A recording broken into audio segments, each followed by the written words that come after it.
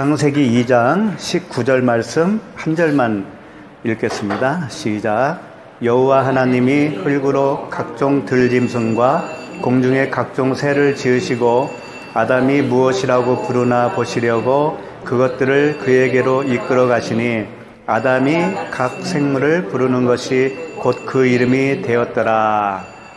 자, 오늘 말씀은 아주 간단하죠. 한 절 말씀인데 내용을 뭐 빼고 더하고 할 필요도 없이 그냥 읽으면 무슨 말인지 딱 알죠. 무슨 말이에요? 하나님이 지으신 들짐승과 각종 새, 그들을 아담이 이름을 져주는 거잖아요. 그렇죠. 여기에 뭐 어려운 거 없잖아요. 그러니까 이 말씀을 이렇게 읽어보면 어떤 그 이미지가 떠올라요? 아담이 이렇게 이제 언덕 같은 데 딱 앉아서 자리 잡고 있으면 하나님이 짐승들을 이렇게 이끌어 오시는 거죠.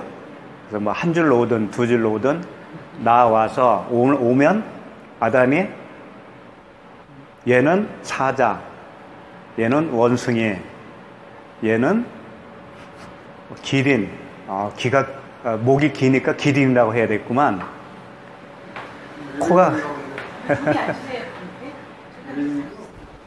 코가 기니까 코끼리라고 해야 되겠구만 하면서 이름을 져준 것처럼 이렇게 보이잖아요. 그렇죠? 그런 얘기 말고 또 다르게 생각한 적이 있나요?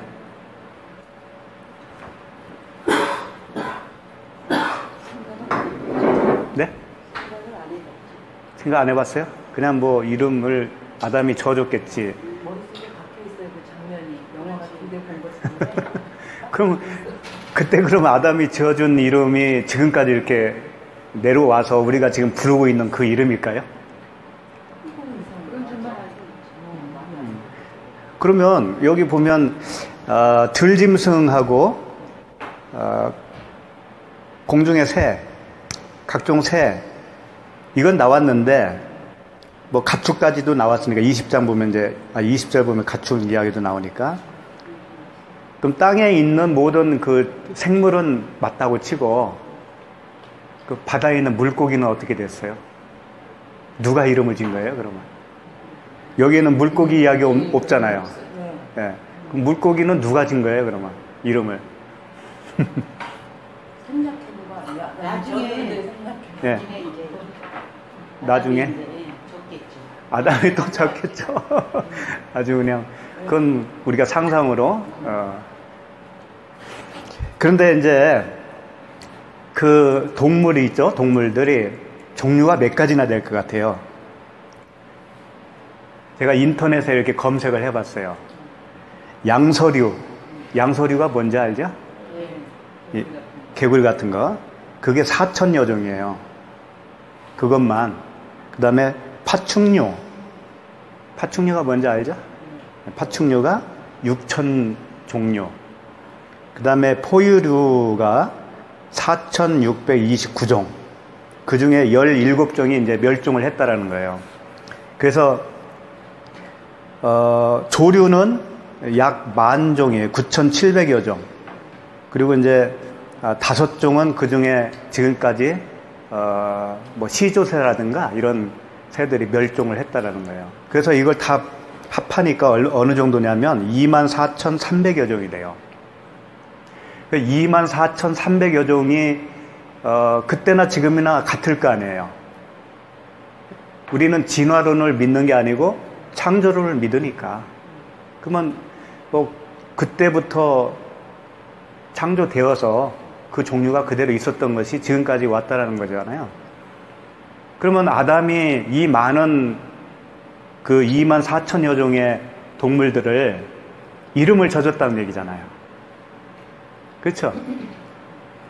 그럼 상상이 갑니까? 그 2만 종을 넘는 동물과 새를 이름을 져줬다는 게 도대체 며칠간 졌을까요? 또 지었다고 해서 그게 기억에 남을까? 그리고 그 기억을 다 해서 후대 사람에게 알려줘야만이 지금까지 내려올 수가 있는 거잖아요. 아담 혼자만 알고 있으면 안 되잖아요. 그런 생각 안 해본 거예요? 그런 의식은 안 하고 이상하게 순진하게. 네.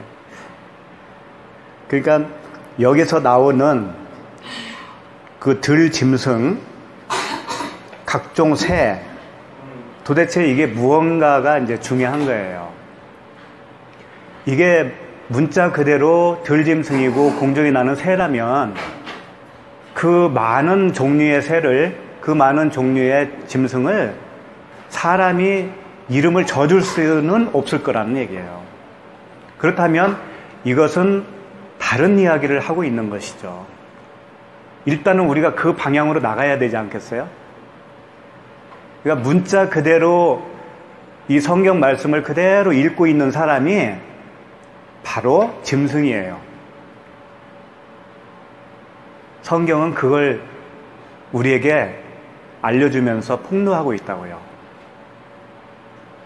무슨 말씀인지 알겠죠? 성경 말씀은 하나님이 문자로 기록을 해 주신 거잖아요. 문자로.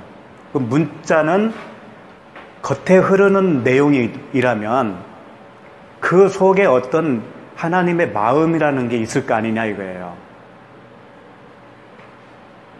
그 하나님의 마음을 우리가 알아보는 것이, 알아먹는 것이 하나님의 말씀을 들었다라고 하는 겁니다.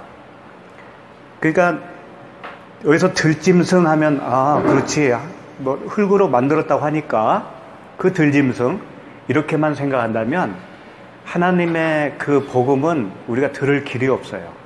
아무리 성경을 백독을 해도요, 들을 길이 없다고요. 이 구절만 그러겠어요? 지금까지 우리가 쭉 온 것만 해도 상당한 분량이 됐잖아요. 그게 문자 그대로 우리가 그걸 그대로 따르지는 않았지 않습니까? 그 속에 있는 하나님의 말씀, 진리의 말씀을 지금까지 봐왔듯이 오늘 말씀도 똑같이 그런 맥락으로 봐야 된다 이거죠. 그러니까 아담을 지으시고 에덴 동산을 창설하시고 하나님이 그 아담을 이끌어서 에덴 동산을 경작하라고 했습니다. 경작하라고 하고 나서 이제 오늘 이 말씀이 튀어나온 거예요. 그렇다면 지금 에덴 동산에서 이루어지는 이야기를 하고 있는 거예요. 에덴 동산에서 이루어지는 이야기예요, 이게. 그럼 에덴 동산이 뭐라고 그랬죠? 우리에게 적용을 하면 성전이라고 그랬잖아요. 너희가 하나님의 성전인 것과 했으니까 우리가 각자가 하나님의 성전이고 내 각자 안에서 일어나는 일을 지금 설명을 하고 있는 거란 말이에요. 그러니까 우리가 저번 주에 살펴봤던 그 18절도 그 돕는 배필이 뭐라고 그랬어요? 적절한 헬퍼, 도와주는 보혜사, 성령이라고 그랬잖아요. 그와 같이 오늘도 이 19절 말씀도 똑같은 그 복음의 이야기를 하고 있는 거예요. 예수 그리스도를 통해서 우리를 어떻게 구원하시는가를 짧은 한 절 속에서 하나님이 또 설명을 하시는데 짐승과 그 날짐승을 아담이 이름 져주는 걸 통해서 복음을 설명하고 있다고요. 그러니까 실질적으로 동물의 이름을 져줬다는 얘기가 아니고 그 비유를 통해서 하나님이 우리에게 복음을 가르쳐주고 있다, 그런 얘기예요. 그리고 20절에도 이제 다음 주 살펴볼 20절에는 아담의 갈비뼈를 취하여 여자를 만들었잖아요. 그 이야기도 다른 소재를 통해서 다른 이야기지만 같은 복음을 표현하고 있다고요. 다 같은 복음을 이렇게도 설명하고 저렇게도 설명하고 해서 우리가 잘 이해를 못하니까 하나님은 여러모로 이렇게 우리에게 친절하게 그 진리를 가르쳐주고 있는 거예요. 그러니까 오늘 말씀도 단순히 아담이 짐승의 이름을 져줬다라고 하는 그런 내용이 아니고 예수 그리스도와 우리와의 관계를 하나님이 표현해주고 있기 때문에 그것을 우리가 살펴보는 거예요. 그러면 일단은 제일 먼저 들짐승과 공중의 각종 새는 무엇을 말하는가? 이미 우리는 창세기 다섯째 날에 들짐승과 가축과 공중에 나는 새를 그 하나님이 만드셨다라고 하는 그 말씀 속에서 이미 우리는 그 뜻을 살펴본 바가 있어요. 근데 오늘 또 잠깐 또 잊어버렸을 수도 있는데 살펴보는 거죠. 이 들짐승을 성경은요, 우리 사람을 들짐승이라고 표현을 하고 있어요. 우리 사람을. 그러니까 짐승 같다고 그러잖아요, 사람을. 그런 표현이라고 보면 돼요. 그래서 그걸 이성 없는 짐승, 이런 표현을 베드로 후서에서도 한번 나왔고 유다서에서도 한번 표현을 한 적이 있어요. 그리고 다른 데에서도 비슷하게 설명을 많이 하고 있거든요. 그래서 그 이성 없는 짐승이라고 했을 때 알로고스라는 단어를 사용했는데 알은 아니다, 없다 그런 뜻이에요.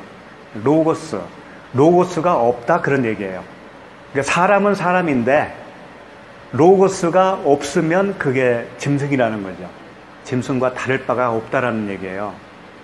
인류가 아무리 머리가 좋고 발달을 하고 두뇌가 좋아서 세상을 아름답게 가꾸고 발전시키고 한다고 할지라도 그 안에 로고스가 없다면 짐승이라는 거예요. 그게 짐승. 알로고스라고 하니까 로고스는 이제 성경 말씀이라고 생각하고 그러면 성경 말씀을 달달 외우면 되겠네 이런 말씀이 아니고요. 그 문자적인 말씀 안에 흐르고 있는 그 레마의 음성, 아버지의 음성, 그 깨달아진 음성, 그 말씀이 내 안에 새겨져 있느냐가 문제예요. 내 안에 새겨져 있는 상태를 로고스라고 하는 거죠. 그러니까 알로고스는 그냥 문자적으로만 알고 있는 그런 사람들, 그 상태를 이성 없는 짐승이다라고 표현을 하는 겁니다. 그 이성 없는 짐승은 다른 누가 따로 있는 게 아니고요. 우리 모두예요. 우리 모두가 그런 짐승으로 태어났다라고 성경은 말씀하고 있는 거거든요. 짐승 이야기를 이제 그 사도행전에서 하나 이렇게 찾아볼 수가 있는데 잘 아시는 내용이에요. 그 가이사라에 있는 그 백부장 고넬료라고 하는 사람을 잘 아실 거예요. 그 고넬료가 이방인이죠. 이방인인데 구제를 열심히 하고 기도를 열심히 했어요. 평소에. 그래서 그 고넬료에게 하나님이 환상 중에 천사를 보내서 욥바에 있는 베드로를 청하라. 그런 환상을 주셔요. 그래서 고넬료가 그 베드로가 묵고 있는 욥바로 사람을 보내는 거예요. 보내고 있는 중에 또 하나님이 베드로에게 이제 임하죠. 베드로가 12시쯤에 그 옥상에서 기도를 해요. 제6시라고 돼 있는데 그 당시 6시면은요 플러스 6을 하면 현재 시간이 돼요. 네, 그래서 12시가 되는 거예요. 그 부분을 좀 보면서 우리가 살펴봤으면 좋겠어요. 사도행전 10장 11절입니다. 사도행전 10장 신약성경 사도행전 10장 11절부터예요. 이제 베드로가 그 기도하면서 있었던 일입니다. 11절 보시면 하늘이 열리며 한 그릇이 내려오는 것을 보니 큰 보자기 같고 내 길을 메어 땅에 들이웠더라. 그 안에는 땅에 있는 각종 네 발 가진 짐승과 기는 것과 공중에 나는 것들이 있더라. 그러니까 하늘에서 뇌 기가 달린 그런 보자기에 짐승이 있었던 거죠. 짐승, 그 다음에 기는 것, 그 다음에 공중에 나는 새. 13절 또 소리가 있으되 베드로야 일어나 잡아먹어라 하거늘 베드로가 이르되 주여 그럴 수 없나이다. 속되고 깨끗하지 아니한 것을 내가 결코 먹지 아니하였나이다 한데 또 두 번째 소리가 있으되 하나님께서 깨끗하게 하신 것을 내가 속되다 하지 말라 하더라. 이 말씀이에요. 여기에 환상 중에 보여준 그 짐승과 기는 것, 그 다음에 새, 이런 것들이 뭐라고 하는 거죠? 여기서 직접적 표현은 없지만 하나님께서 깨끗하게 하셨다라고 그러죠. 그래서 이제 베드로가 고넬료가 보낸 그 사람들을 만나서 같이 고넬료가 묵고 있는 그 집으로 갑니다. 가서 고넬료가 당신이 무슨 말을 하든지 듣겠으니 한번 우리를 위해서 말씀을 해주세요.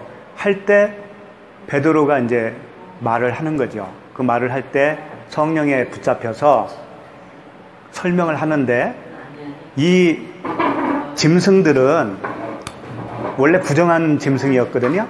그런데 그 짐승은 이방 사람들을 하나님이 설명한 거다라고 하는 것을 이제 알아차렸어요.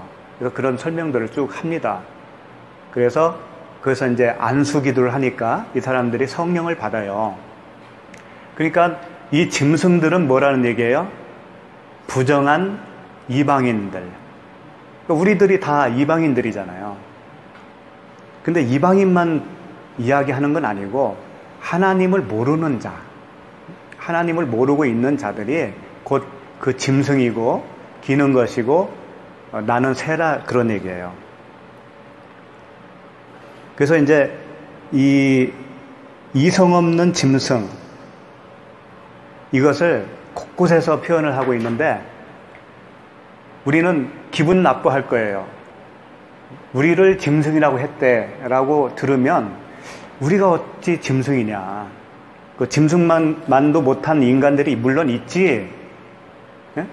그런 뭐 사람을 죽였다든가 그런 강도짓을 했다든가 그런 자들만 짐승이라고 생각한다면 잘못 오해하는 거라고요. 성경은 철저하게 무엇을 짐승이라고 하는가라고 하는 부분을 우리가 한번 좀 다시 살펴보기로 해요. 디도서 1장을 한번 가보도록 하죠. 1장. 디도서 1장 10절 말씀이에요. 저기 좀 우리 어머니 좀 찾아주시고요. 신약성경 디도서. 그러니까 디도서는 1절부터 이렇게 쭉 보면 어떤 이야기가 나오냐면 감독, 교회의 감독에 대한 직분을 설명을 하고 있어요. 그 직분을 감당하기 위해서는 어떠한 자격이 있어야 된다. 그런 것들을 쭉 설명하다가 이제 반대로 짐승 같은 사람들을 설명을 하는 거예요. 자, 디도서 1장 10절을 한번 보시겠어요? 불순종하는 헛된 말을 하며 속이는 자가 많은 중 할례파 가운데 특히 그러하니. 자, 불순종하고 헛된 말을 하고 속이는 자가 있는데 그들이 할례파라는 거예요. 교회에 그런 자가 있다라는 거예요. 그러면 불순종한다라고 했을 때 이 불순종은 무슨 뜻일까요? 어떻게 하는 게 불순종일까요?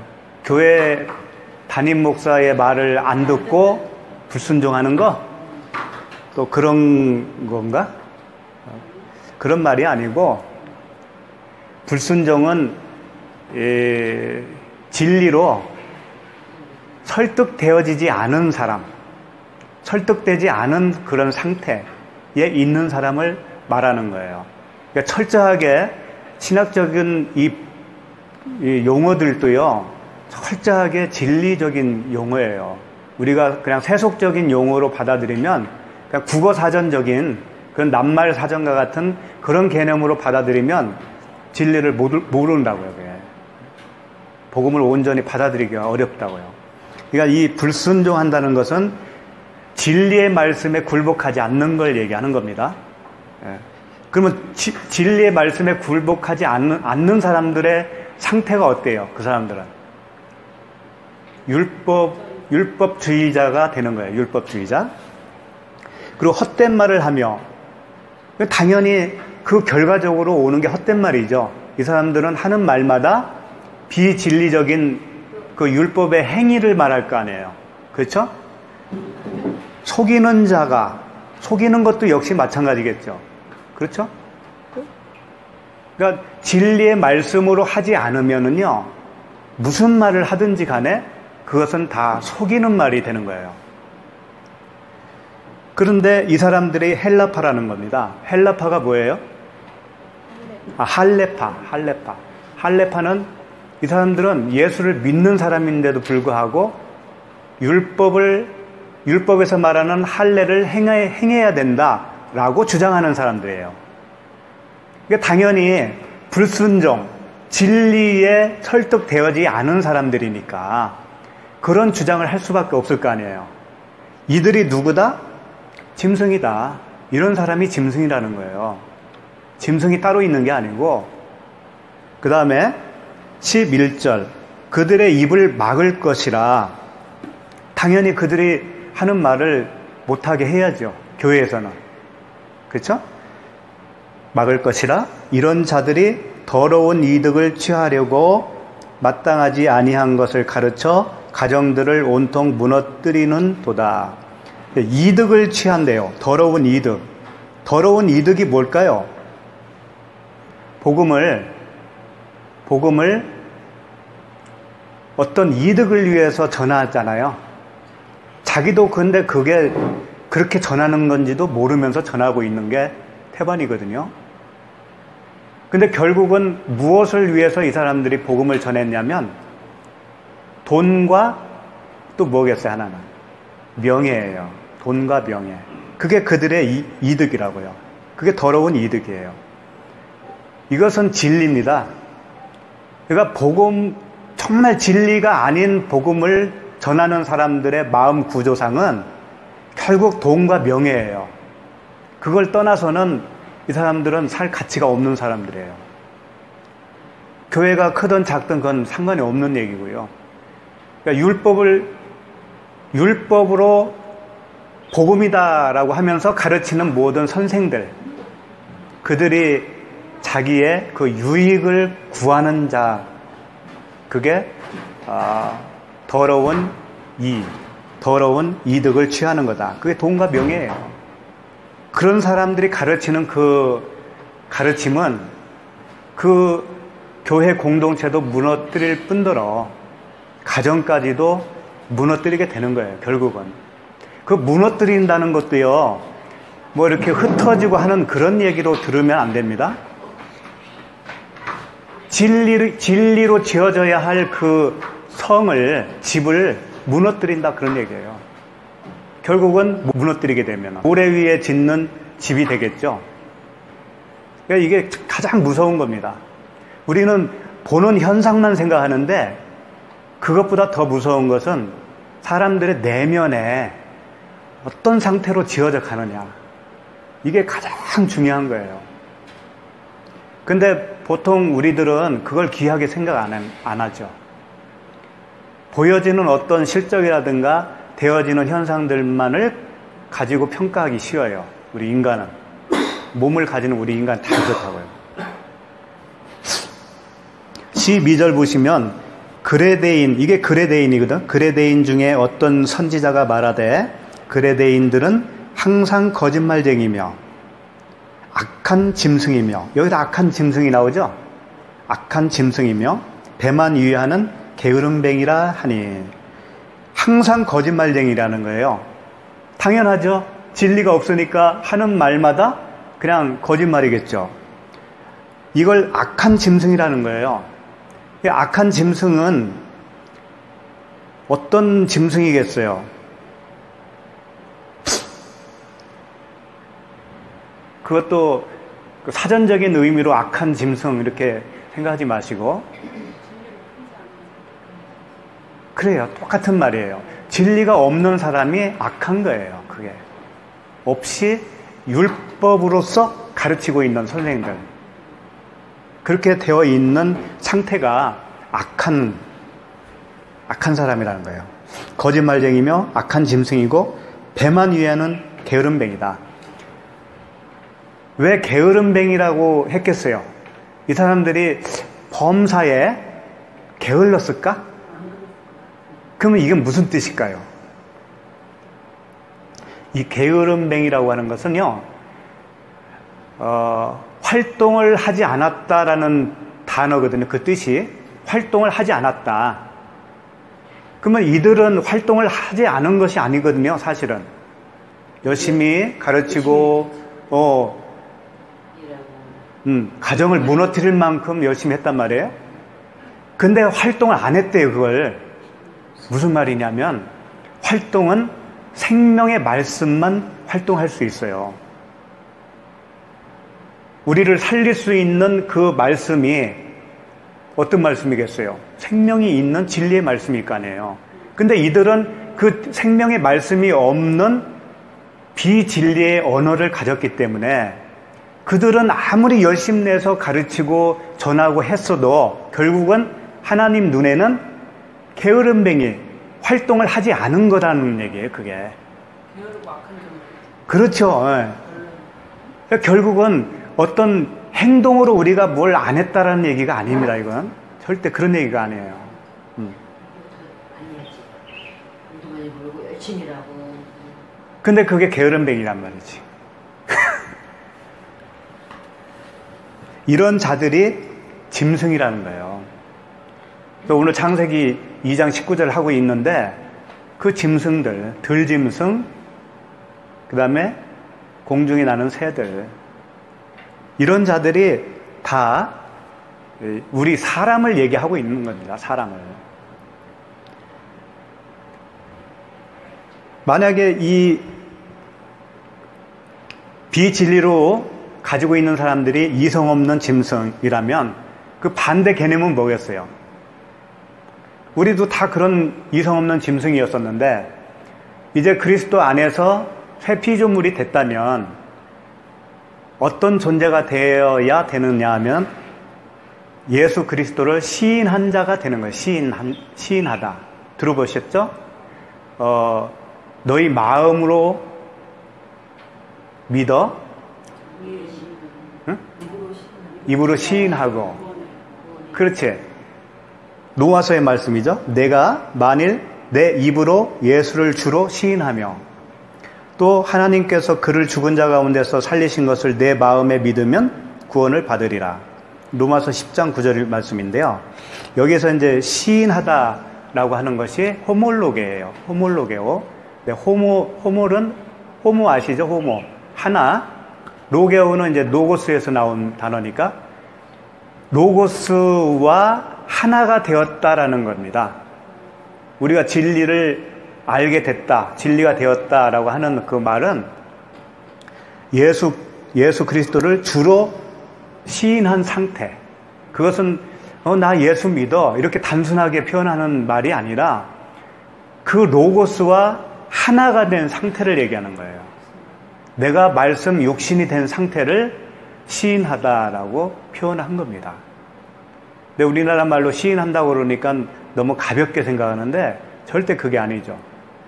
그러니까 아까 말했던 그 악한 짐승들은 이 로고스와 하나가 되지 않은 상태에 있는 사람들이고 그리스도를 주로 시인했다라고 하는 그런 사람들은 그 말씀과 하나가 되었다. 말씀이 곧 자신이 되었다라고 하는 뜻이에요. 그 상태에 있어야. 그게 구원이라는 겁니다. 그리고 이제 공중에 나는 새가 뭔가를 좀 살펴보도록 해요. 오늘 창세기 2장 19절에 들짐승 또 공중을 나는 새. 네. 그 새는 이것도 역시 뭔가 사람은 사람인데 어떤 존재적인 사람을 얘기하겠죠. 근데 주로 공중의 새는요, 이 지도자 위치에 있는 사람들을 일컬어요. 땅에서 올라갔잖아요. 그래도 공중에 있잖아요. 근데 이제 우리가 창세기 그 1장에서 창조 다섯째 날, 그때 이제 들짐승, 가축, 그 다음에 공중의 새, 이런 것을 다 지었다라는 것을 우리가 살펴봤어요. 그때 궁창에 나는 새들, 땅을 덮어라, 그런 말씀이 있었다겠죠? 그 새는 이 새하고는 좀 다릅니다. 궁창 아래에 있는 땅은 구원받은 백성의 성전을 얘기하는 거예요. 그 성전을 비둘기 같은 성령의 그 은혜를 표현한 말씀이라고 전에 제가 말씀드렸죠? 그 새는 예수 그리스도를 표현한 거고, 그 후에 나오는 각종 새, 이런 표현이 있을 때 그 새들이 바로 이제 우리들 인간 세상에 그 율법사라고 보면 돼요. 율법사. 가르치는 자들. 그게 이제 바리새인과 사두개인, 서기관, 이런 사람들이었죠. 당시에. 지금으로 말하면 가르치는 위치에 있는 사람들이겠죠. 그런 사람들이 이제 일반적으로 새, 그것을 이제 좀 살펴보도록 하죠. 그 잘 아시는 말씀인데 창세기 40장입니다. 한번 찾아보도록 하죠. 창세기 40장. 제가 이렇게 자꾸 찾아보는 이유는 혹시라도 졸음이 올까봐. 창세기 40장 9절부터예요. 9절부터. 찾으셨어요? 창세기 40장 9절 말씀은 술 맡은 관원장이 그의 꿈을 요셉에게 말하여 이르되 내가 꿈에 보니 내 앞에 포도나무가 있는데 그 나무에 새 가지가 있고 싹이 나서 꽃이 피고 포도송이가 익었고 내 손에 바로의 잔이 있기로 내가 포도주를 따서 그 즙을 바로의 잔에 짜서 그 잔을 바로의 손에 들였노라. 이런 말씀, 이거 잘 아시죠? 이게 이제 술관원입니다. 술관원 말고 또 누구 있어요? 떡관원. 네, 떡 굽는 관원이죠. 떡 굽는 관원이 이제 16절 한번 보세요. 16절. 떡 굽는 관원장이 그 해석이 좋은 것을 보고 요셉에게 이르되 나도 꿈에 보니 흰떡 새 광주리가 내 머리에 있고 맨 윗 광주리에 바로를 위하여 만든 각종 구운 음식이 있는데 새들이 내 머리의 광주리에서 그것을 먹더라. 요셉이 대답하여 이르되 그 해석은 이러하니 새 광주리는 사흘이라. 지금부터 사흘 안에 바로가 당신의 머리를 들고 당신을 나무에 달리니 새들이 당신의 고기를 뜯어 먹으리이다 하더니. 그래서 그대로 된 거죠. 이랬을 때 이 말씀 중에서 그 술 맡은 관원장은요, 꿈에 이 포도나무가 보였던 거죠. 그 포도를 따서 그것을 잔에 짜서 바로에게 줬어요. 그러니까 포도나무의 열매를 그 임금에게 드린 거죠. 그와 반대로 떡 굽는 관원은 머리에 광주가 있었는데 거기에 떡이 있었다. 새들이 와서 그 떡을 쪼아 먹었다라는 겁니다. 그런데 이게 결국은 어떤 꿈이었냐면 떡 굽는 관원이 죽었잖아요. 그런 꿈이라는 거예요. 죽는 꿈이었죠. 여기서 새들이 쪼아 먹었죠. 그 새들이 쪼아 먹은 것이 뭐겠어요? 떡은 말씀이잖아요. 떡은 말씀이죠. 그 말씀을 새들이 와서 쪼아 먹었어요. 그러면 그건 죽는 거죠. 포도나무에 그 포도를 먹는 자는 살고 그 떡을 먹지 못하고 새가 먹어버린 사람은 죽는 거죠. 그래서 그런 그 같은 맥락에서 예수님이 오셔서 그 비유로 말씀하신 말씀이 또 있어요. 한번 봅시다. 마태복음 13장 3절부터 한번 보도록 하죠. 오늘은 말씀을 좀 많이 찾아야 될 것 같아요. 마태복음 13장 3절 보시면 예수께서 비유로 여러 가지를 그들에게 말씀하여 이르시되 씨를 뿌리는 자가 뿌리로 나가서 뿌릴새 더러는 길가에 떨어짐에 새들이 와서 먹어버렸고, 여기 또 새들 나오죠. 그러니까 이 새를 하나님은 항상 어떤 역할을 하는 걸 상징적으로 보여주고 있는데 좋은 역할이 아니었어요. 그런데 말씀을 뿌렸는데 그 말씀을 먹어버렸네. 새가 그 역할을 한 거죠. 그래서 이걸 이제 그 제자들이 나중에 예수님에게 가서 이렇게 설명을 좀 해달라고 그런 거예요. 18절 말씀일 거예요. 18절 한번 보시죠. 13장 18절. 그런즉 씨 뿌리는 비유를 들으라. 아무나 천국 말씀을 듣고 깨닫지 못할 때는 악한 자가 와서 그 마음에 뿌려진 것을 빼앗나니 이는 곧 길가에 뿌려진 자요. 그러니까 여기서 길가에 뿌려진 그 말씀을 빼앗는 자가 악한 자라고 그러잖아요, 지금. 그러니까 아까 새가 먹었으니까 새가 누구라는 거예요? 악한 자. 근데 그 악한 자는 말씀을 빼앗는 자인데 어떤 자들이 그걸 하겠어요, 결국은?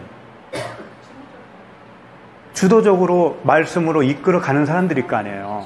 예. 그 밑에서 듣는 사람들이 무슨 힘이 있나요? 가르쳐 주는 대로 들을 수밖에 없잖아요. 그러니까 이 악한 자는 새들인데, 이 새들은 율법사들이라든가 바리새인 그런 사람들이라고 볼 수가 있죠. 오늘날로 말하면 교회에 이렇게 말씀으로 이렇게 이끌어가는 사람들이라고 볼 수가 있고, 그렇죠? 13장 31절을 한번 보실까요? 31절. 또 비유를 들어 이르시되 천국은 마치 사람이 자기 밭에 갖다 심은 겨자씨 한 알 같으니 이는 모든 씨보다 작은 것이로되 자란 후에는 풀보다 커서 나무가 되매 공중의 새들이 와서 그 가지에 깃들이느니라. 여기 이게 무슨 말일까요? 천국 비유인데 어떤 사람이 자기 밭에다가 겨자씨 하나를 심었어요. 심었는데 이게 자라가지고 새들이 와서 깃들였다, 그런 얘기죠. 무슨 이야기일까요? 좋은 비유일까요? 나쁜 비유일까요, 이게? 근데 이 앞에 문맥을 이렇게 보면은요, 모두 다 무슨 이야기냐면은 이 원수가 와서 가라지를 뿌리고 갔다, 그런 이야기를 해요. 그러니까 31절도 또 비유를 들어 했으니까 또 하니까 같은 이야기를 하고 있는 거죠. 그러니까 우리는 자칫 생각하면 이 말씀을 좋은 의도로 말씀하신 것으로 착각할 수가 있어요. 아, 천국은 그렇게 막 그 겨자씨 하나가 불어나듯이 굉장하게 이렇게 폭발적으로 부흥을 하는 거구나. 만약에 그 말이 맞다면 교회는요, 아무것도 안 하고 가만히 있어도요, 막 이렇게 부흥해야 됩니다. 이 말씀대로라면. 천국은 자기가 알아서 그렇게 되는 거니까. 그 다음에 그 뒤에 말씀 한번 보죠. 33절. 또 비유로 말씀하시되, 이게 또니까 같은 이야기를 하는 거죠. 또 비유로 말씀하시되 천국은 마치 여자가 가루 서말 속에 갖다 넣어 전부 부풀게 한 누룩과 같으니라. 밀가루 서말 되는 그 속에다가 누룩을 넣으니까 부풀었어요. 크게 부풀었어요. 천국은 마치 그와 같다라는 거예요. 그럼 어떻게 생각돼요? 또 이것도 부흥이죠. 그렇게 되는 거구나. 근데 참 반대의 이야기라는 거예요. 참 반대의 이야기. 한번 하나하나 보자고요. 32절 31절부터 한번 볼게요. 31절 보면 또 비유를 들어 이르시되 천국은 마치 사람이 자기 밭에 갖다 심은 겨자씨 하나를 같으니. 자기 밭에다가 겨자씨를 심었어요. 밭에는 뭐가 있어야 되는 거예요, 원래? 네? 채소. 그게 그 다음 절에 있어요. 32절. 이는 모든 씨보다 작은 것이로되 자란 후에는 풀보다 커서 그러죠. 그러니까 그 밭은 무슨 밭이라는 거예요? 그 밭은 원래 무슨 밭? 풀밭. 근데 이 풀이라고 하는 게 이제 잘못 번역을 한 거예요. 풀이 아니고 채소예요. 채소. 채소나 나물 이런 뜻이에요. 그리고 이 풀이라고 이제 되어 있는 원어를 보면 라카놀이라고 되어 있는데 나물, 채소. 그러니까 하나님의 말씀이 있는 곳이죠. 그렇죠? 먹을 양식, 씨 가진 채소, 그런 말씀 많이 들었잖아요. 그러니까 그 밭은 천국이라고 보는 거예요. 그 밭이 천국이야. 근데 거기에 심지 말아야 할 나무 씨앗이 딱 심은 거예요. 누가? 악한 자가. 이 앞에도 계속 그 얘기를 한 거거든요. 악한 자가 가라지를 심고 갔다. 천국 나중에 추수할 때 이제 가라지를 먼저 뽑지 말고 막 그런 얘기 나오잖아요. 그러니까 이 풀은 채소고 나물인데 풀이라고 하는 단어는 따로 있어요. 코르토스라고 하는 풀이라고 하는 단어인데 이건 언제 나왔냐면 오늘 있다가 내일 아궁이에 던져지는 들풀도 하나님이 이렇게 입히시거든 하물며 너희 일까 보냐 뭐 이런 말씀이 있잖아요.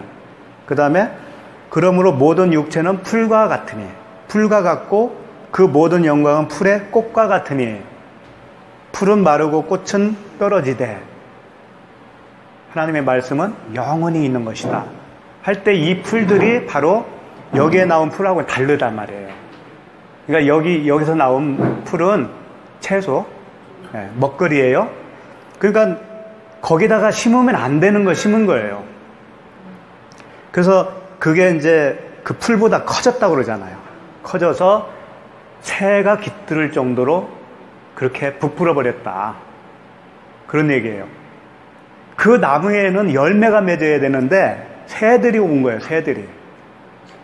그러니까 진짜 말씀을 다 쪼아서 먹어버린 그 새들이란 말이에요. 그리고 3절에 또 비유로 말씀하시되 천국은 마치 여자가 가루 서말 속에 갖다 넣어 전부 부풀게 한 누룩과 같으니라. 이 말씀도 같은 거예요. 그 서말되는 밀가루는 왜 하필이면 서말이겠어요? 서말. 그 구약에 보면 그 서말이라고 하는 뜻이 어떤 완전성을 이야기하고 있어요. 하나님께 드리는 밀가루가 완전한 그 어떤 형태의 양이라는 얘기예요. 근데 거기에 넣지 말아야 할 누룩을 넣은 거예요.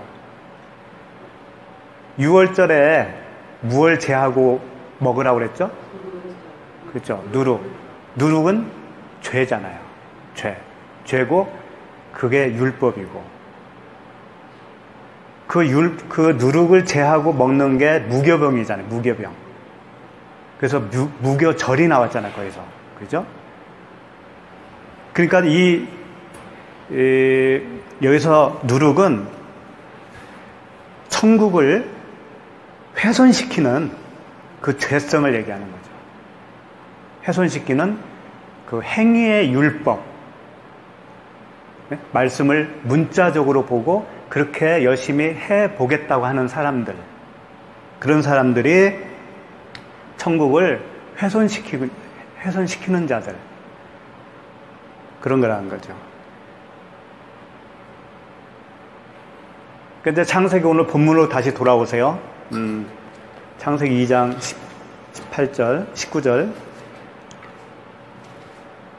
자, 그러면 이제 본격적으로 이 말씀이 어떤 말씀인가를 좀 살펴보도록 할게요.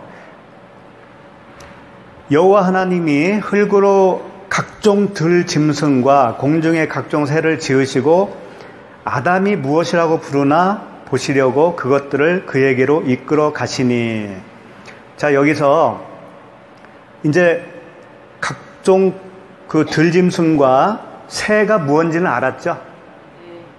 예, 그것들을 아담에게 이끌어 왔다라는 겁니다. 그래서 아담이 이제 이름을 져주라는 얘기죠. 근데 여기서 지으시고가 있어요. 지으시고. 각종 새를 지으시고. 이 짓다, 창조죠? 이 단어가 뭘까요? 바라일까요? 아사일까요? 뭘까요? 얕자르라고 하는 단어인데, 얕자르. 잘 안 들어보셨을 거예요.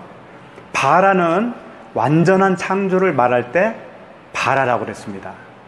그리고 그 바라와 병행해서 쓸 수 있는 창조의 단어가 아사인데, 아사는 없는 것을 있는 것으로 창조하기보다는 있는 걸 새롭게 이렇게 나타내는 거.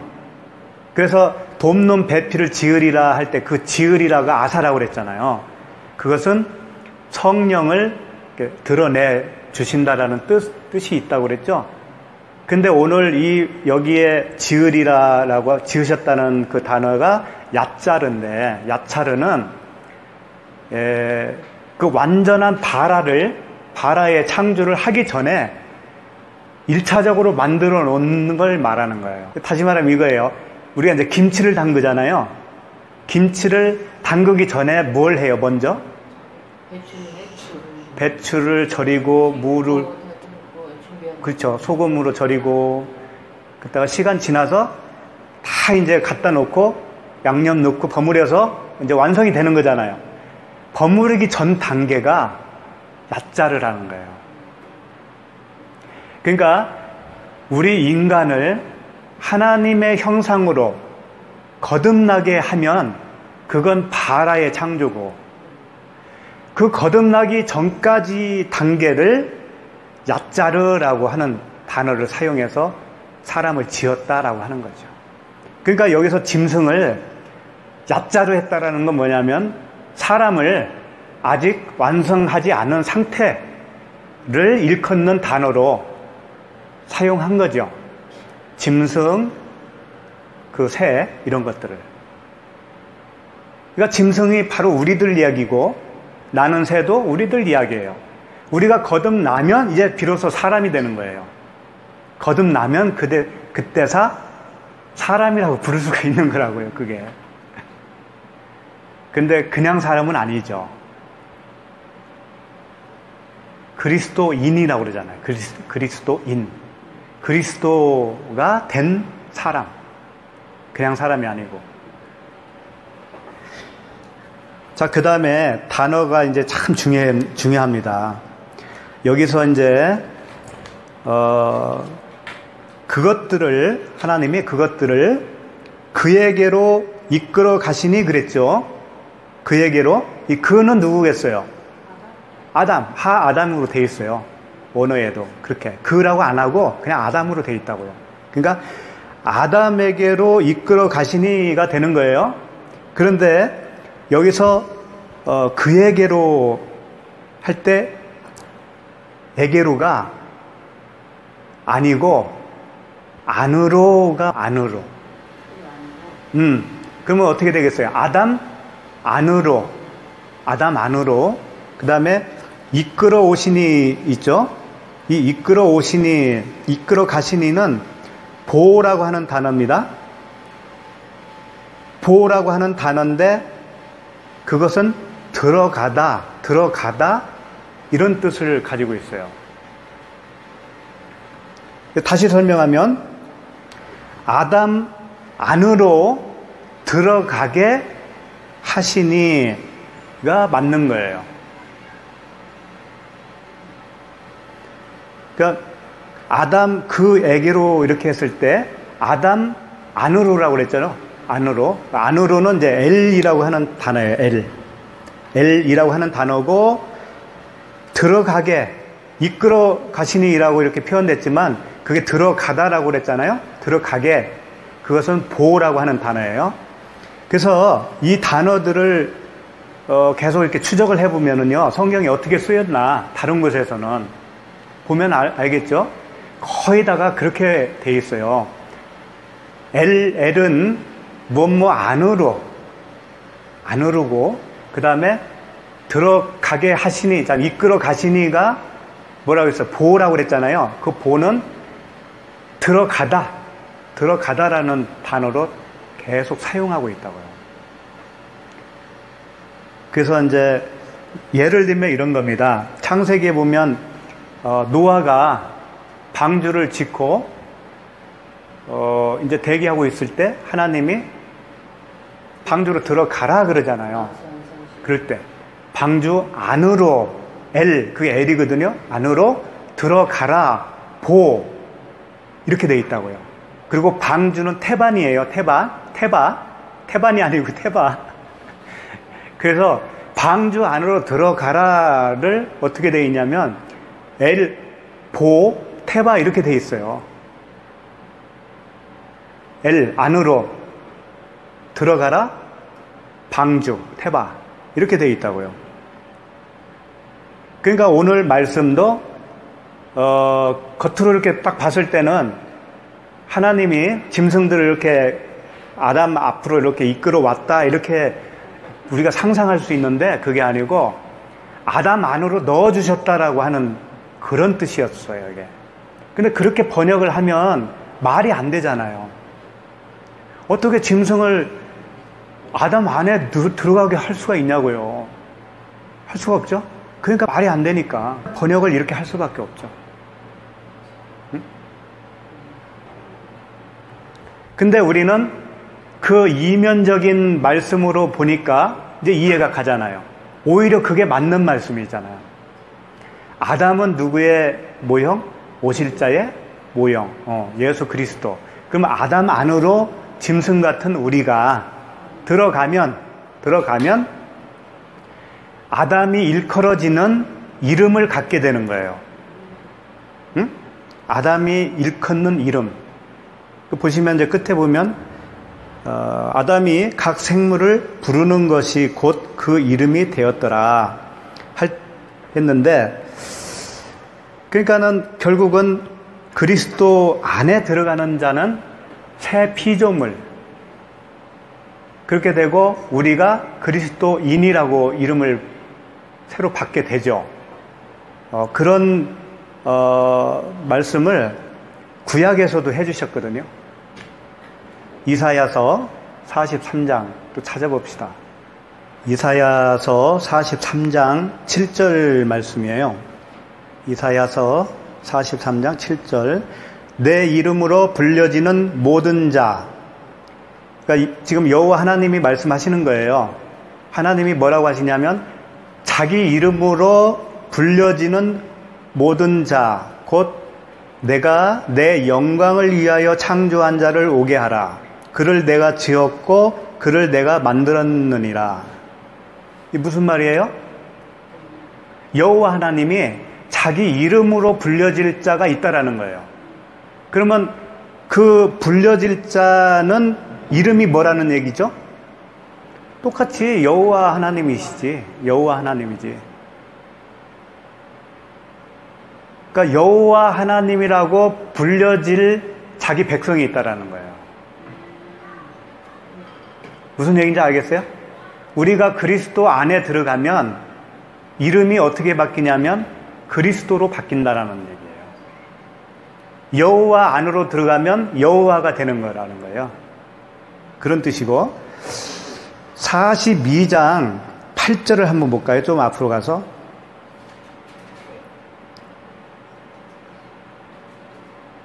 42장 8절을 보면 나는 여호와이니 이는 내 이름이라 나는 내 영광을 다른 자에게 내 찬송을 우상에게 주지 아니하리라.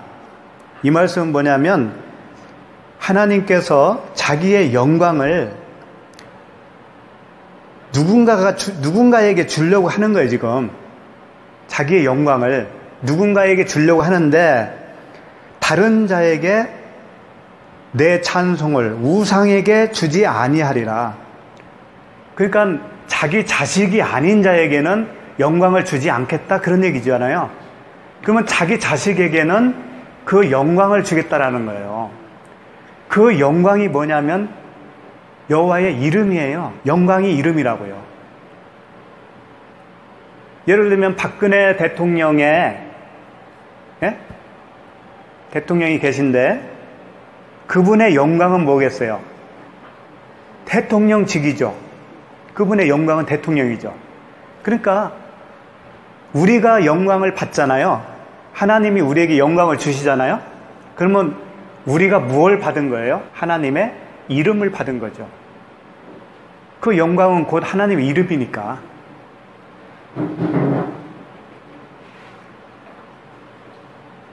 무슨 말씀인지 알겠죠? 그래서 이건 찾지 마시고 제가 읽어드릴게요. 요한복음 17장 22절 보면 이런 말씀이 있어요. 내게 주신 영광을 내가 그들에게 주었사오니 이는 우리가 하나 된 것 같이 그들도 하나가 되게 하려 함이니이다. 이건 예수님이 직접 하신 말씀이에요.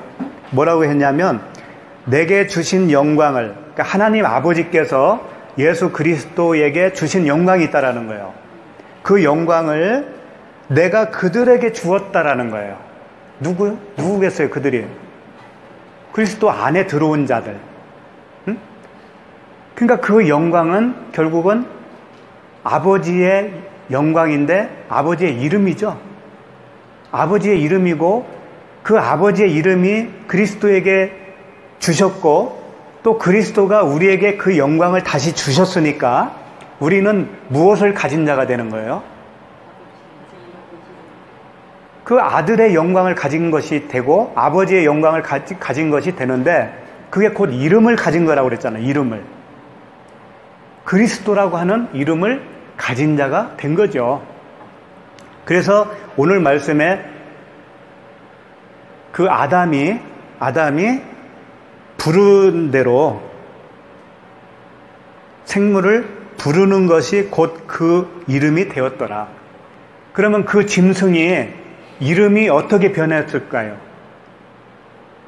아담 안으로 들어간 짐승이 직접적으로 이 표현으로 말하면 오늘 본문 표현으로 말하면 아담 안에 들어가면 아담이 되는 것이지. 근데 그 아담은 그리스도니까 그리스도 안에 들어가면 그리스도라고 하는 이름을 갖게 된다 그런 얘기예요. 그래서 이사야서 그 43장 20절을 한번 보고 마무리를 좀 해야 되겠네요. 43장 20절 말씀에 장차 들짐승 곧 승냥이와 타조도 나를 존경할 것은 내가 광야의 물을 사막의 강들을 내어 내 백성 내가 택한 자에게 마시게 할 것임이라. 자, 여기서 들짐승, 승냥이, 타조 다 나오잖아요. 예? 이런 것들이 나를 존경할 때가 올 거다. 그때는 그 사막 광야의 물을 사막의 강들을 내어서 그들이 마시게 될 거다.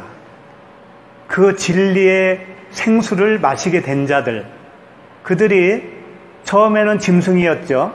그러나 여호와의 이름을 갖게 된 자가 되는 것이다. 그런 말씀이에요. 그러니까 우리는 얼마나 영광스러운 존재가 되겠느냐 그런 거죠. 응?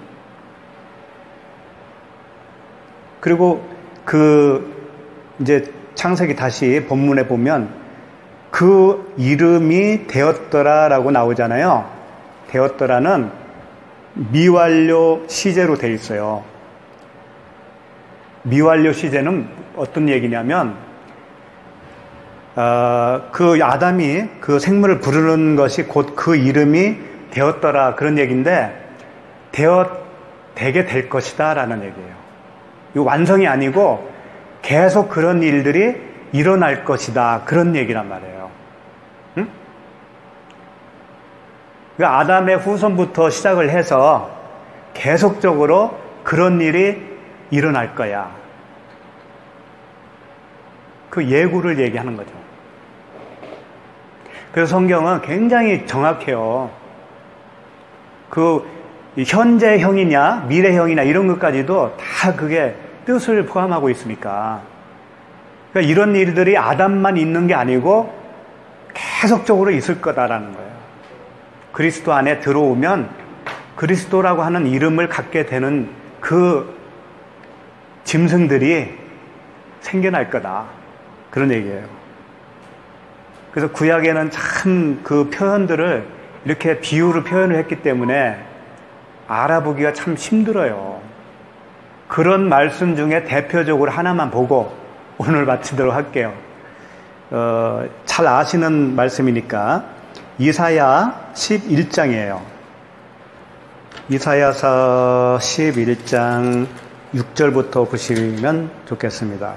찾으셨어요? 예. 6절 보시면 그때의 일이가 이렇게 나오는데 그때는 언제일까요?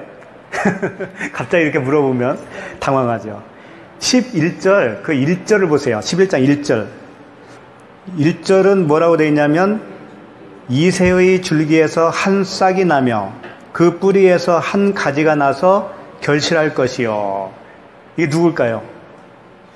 예수 그리스도시죠. 이새의 줄기에서. 이새의 아들이 누구예요? 다윗. 다윗의 뿌리에서 예수 그리스도가 태어나시잖아요.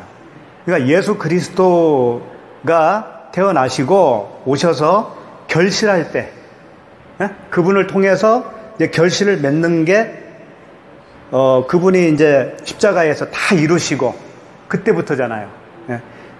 그때가 되면 6절, 그때에 이리가 어린 양과 함께 살며 표범이 어린 염소와 함께 누우며 송아지와 어린 사자와 살찐 짐승이 함께 있어 어린 아이에게 끌리며. 이 말씀이 언제 이루어지는 걸로 알고 있었어요? 천국 가면.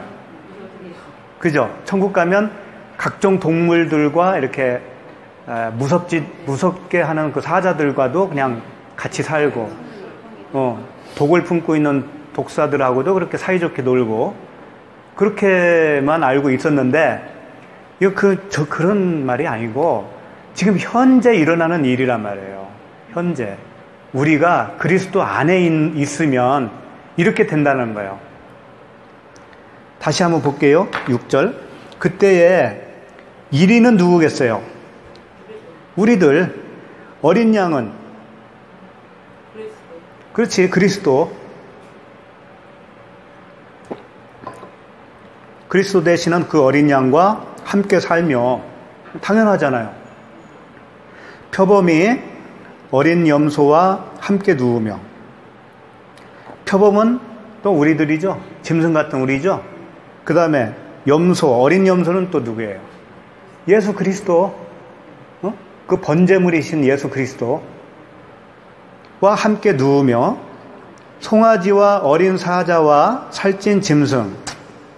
송아지, 어린 사자, 이게 어른이 아니고 어린 송아지, 어린 사자를 얘기하는 거죠. 이 이야기는 뭐냐면 그 맹수와 같은 그 본성이 없는 상태잖아요. 어린애들은 그렇잖아요. 젖먹이니까. 그러니까 그런 무서운 맹수가 아니라 이제 변해서 어린 나이와 같은 그 짐승을 얘기하는 거예요. 우리가 짐승인데 그 율법의 그 야성을 가진 자가 아니라 그리스도와 함께 십자가에서 죽고 이제 진리로 거듭난 자, 그런 난자, 그렇게 된 자들이 어린아이거든요. 그러니까 사자도 어린 사자. 여기서 살찐 짐승이라고 그랬는데 이 짐승이라고 번역이 좀 잘못됐어요. 이건 가축이에요. 그러니까 살찐 가축은 뭐냐면 하나님께 드리는 번제물로 쓰는 그겁니다. 살찐 가축. 돌아온 탕자 이야기 할 때 그 아버지가 뭘 잡았어요? 살찐 송아지. 그게 바로 그거예요. 살찐 송아지를 잡아서 잔치를 벌였잖아요. 그런 상태에 있는 제물이 된 상태. 함께 있어 어린 아이에게 끌리며. 그러니까 어린 아이가 그걸 인도한대, 그런 사람들을. 그 어린 아이는 또 누구겠어요? 너희들이 이 어린 나이와 같이 되지 아니하면 천국에 갈 수 없다라고 그랬죠. 그 어린 아이, 우리도 그렇게 돼야 됩니다. 우리도 어린 아이와 같이 돼야 되는데, 그 어린 아이는요, 갓난 아기를 얘기하는 거예요. 갓난 아이. 그러니까 이 젖먹이 아이 있죠. 어머니 품에 있는 젖먹이 아이. 예수님이 그 아이를 얘기한 거예요. 갓난 아기. 갓난 아기의 특성은 뭐예요?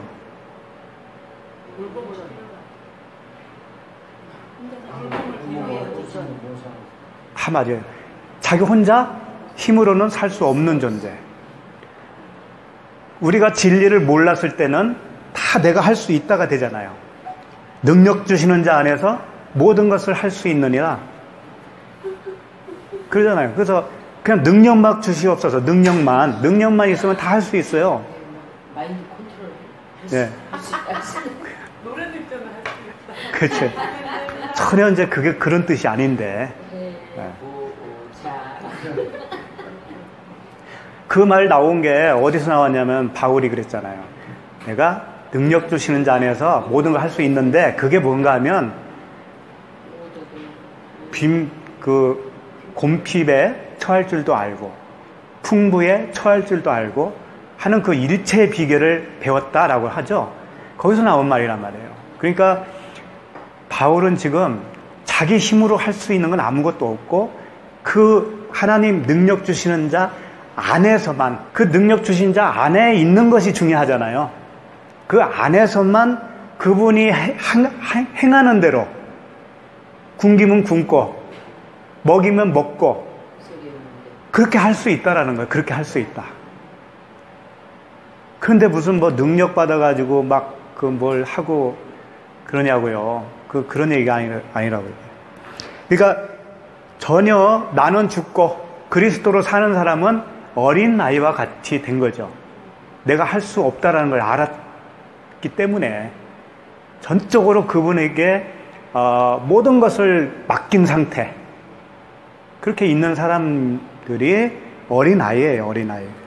그 어린아이에게 끌린다고 그러잖아요. 그 어린아이에게 끌리고, 7절, 염소와 곰이 함께 먹으며, 여기서도 이제 암소와 곰이 함께 먹으며, 그것들의 새끼가 함께 엎드리며, 사자가 소처럼 풀을 먹을 것이며. 사자가 원래 뭘 먹어요? 육식을 먹죠? 네? 고기를 먹잖아요. 그러면 그 짐승을 먹잖아요. 짐승을. 그럼 짐승이 뭐예요? 그 율법주의자. 그러니까 사자의 먹이는 율법이었다는 얘기지. 말씀을 먹긴 먹었는데 다 표피적인 그 문자적인 말씀으로만 먹었다라는 거예요. 그게 사자예요. 그가 이제 풀을 먹게 됐다. 그 풀은 그 씨 맺는 채소 자꾸 나오잖아요. 우리 배웠잖아요. 예수 그리스도, 산떡, 하늘에서 내려준 그 풀, 씨가 있는 풀, 채소, 그걸 말하는 거죠. 젖 먹는 아이가 독사의 구멍에서 장난을 하며, 이제 우리가 아이가 됐으니까 그 독사의 구멍은 뭐예요? 독사는 죽이는 거잖아요. 율법은 뭘 한다? 예. 율법은 죄를 깨닫게 하는 것 뿐이지, 율법의 행위로는 의롭게 될 자가 없느니. 그러니까 율법은 독사예요. 응? 그러니까 어린아이 같이 이제 우리는 그 율법에 죽은 자니까 그 율법의 말을 들어도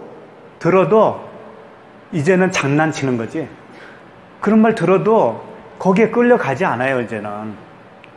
그래야지 내가 또 정신 차려보니까 내가 또 그렇게 안 했네 하면서 옛날로 돌아가지 않는다 이거예요. 그런 표현이에요. 독사의 굴에 손을 넣을 것이라. 다 그런 얘기예요.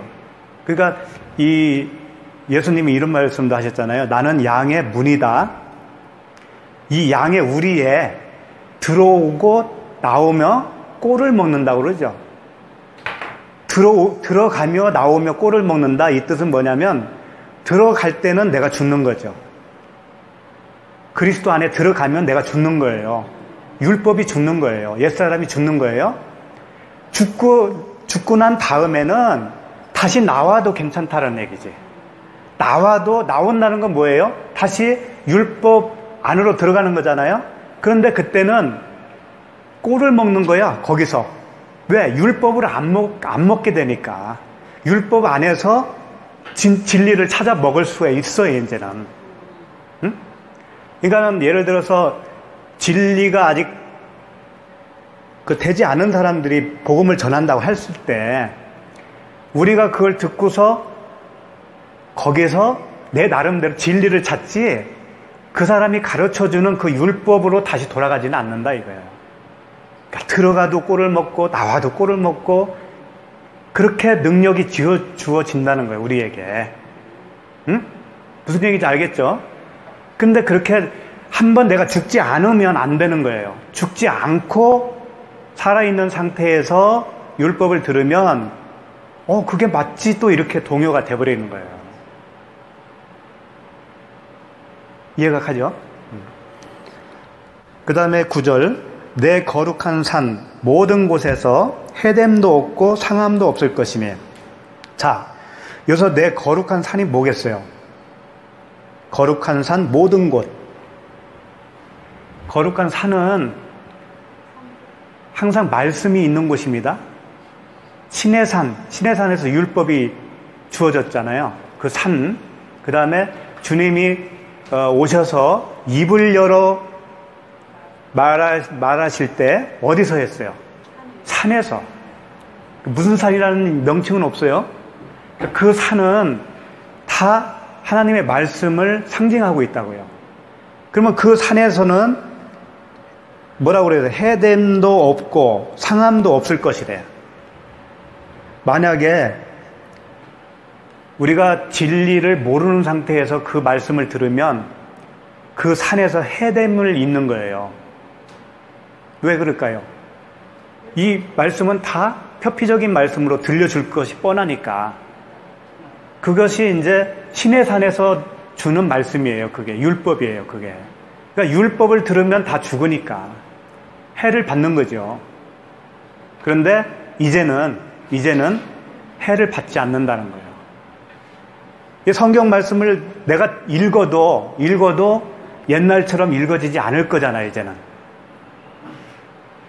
그러겠죠? 그러니까 해를 안 입는 거란 말이에요. 오케이? 네. 그리고 이는 물이 바다를 덮음과 같이. 이 물은 뭐겠어요? 물은 위에 물. 네. 바다는 밑에 물. 네? 그러니까 진리가 비진리를 덮음과 같이. 여호와를 아는 지식, 지혜, 진리겠죠? 진리가 세상에 충만할 것입니다. 이 세상도 이런 그 땅덩어리 세상이 아니라 바로 나를 얘기하는 거죠. 나예요, 나. 나라고 하는 아랫물을 위에 물이 덮어서 그 진리가 충만하게 될 거다라고 하는 예언의 말씀이잖아요. 그러니까 우리가 예수 그리스도를 통해서 예수 그리스도께서 내 안에 들어오시고 내가 그 안에 들어가면 나는 한 번 죽는 겁니다. 그렇게 되면 어린 나이와 같은 존재가 돼요. 내 힘으로 살 수 없다는 걸 알죠. 전적으로 그리스도만 의존한 상태가 되죠. 그렇게 어린아이가 되면 말씀을 들어도 율법으로 들리지가 않는다고요, 이제. 그때부터는. 그래서 처음에는 좀 잘 안 될 수는 있지만 갈수록 이제 그 진리의 물이 충만하게 임한다고요. 그 아래에 있는 물, 그 바닷물을 덮어버린단 말이죠. 이제 덮어버린다 이거예요. 네? 물이 바다를 덮은과 같이. 그렇게 충만한 상태로 우리는 계속 나아갈 거란 말이에요. 그런데 잊지 말아야 할 게 뭐냐면 그 채소밭에 무슨 씨앗을 떨어뜨리는 자가 있다라는 거예요. 겨자씨, 악한 자. 그 악한 자는 새와 같이 공중을 날고 있어요.